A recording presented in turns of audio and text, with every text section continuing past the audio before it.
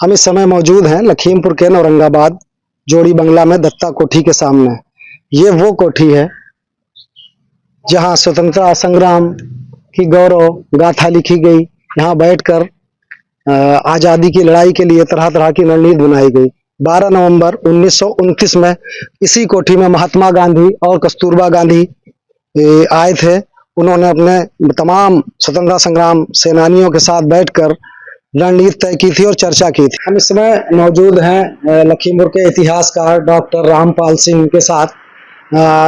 ये बताएंगे दत्ता कोठी के बारे में। आइए इन्हीं से जानते हैं क्या है इसकी कहानी।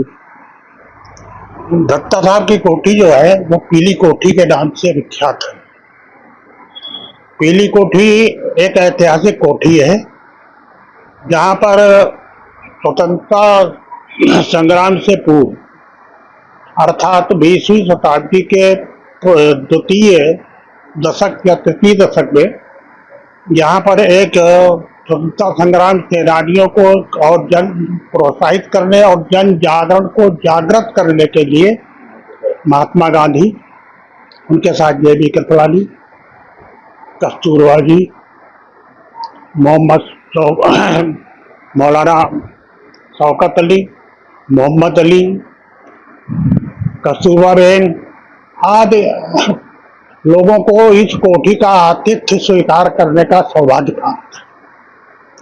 दत्ता साहब ने ये कोठी 20वीं सदी के अंतिम चरण में यहाँ पर डॉक्टर जॉर्ज माइकल या कैप्टन जॉर्ज माइकल से ये खरीदी थी और इसको भव्य रूप उन्होंने 20वीं शताब्दी के प्रारंभिक दशकों में प्रदान किया।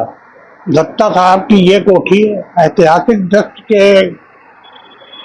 दृष्टि से ही नहीं बल्कि एक राजनीतिक गतिविधियों का उस समय एक बहुत बड़ा केंद्र। इस कोठी में उन्होंने एक लॉन टेनिस का मैदान भी बनवाया था। दत्ता साहब की ये कोठी भव्य है, विशाल है।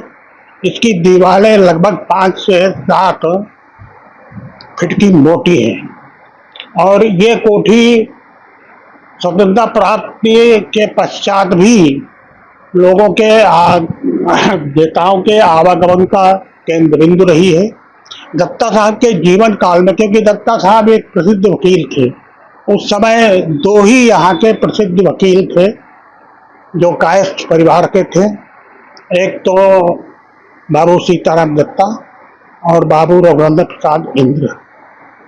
इन दोनों ने स्वतंत्रता संग्राम सेनानियों को प्रोत्साहित करने के लिए बहुत से कार्य किए। दत्ता साहब की ये कोठी वर्तमान समय में भी वैसी है जैसे 20वीं शताब्दी के प्रारंभिक दशकों में थी।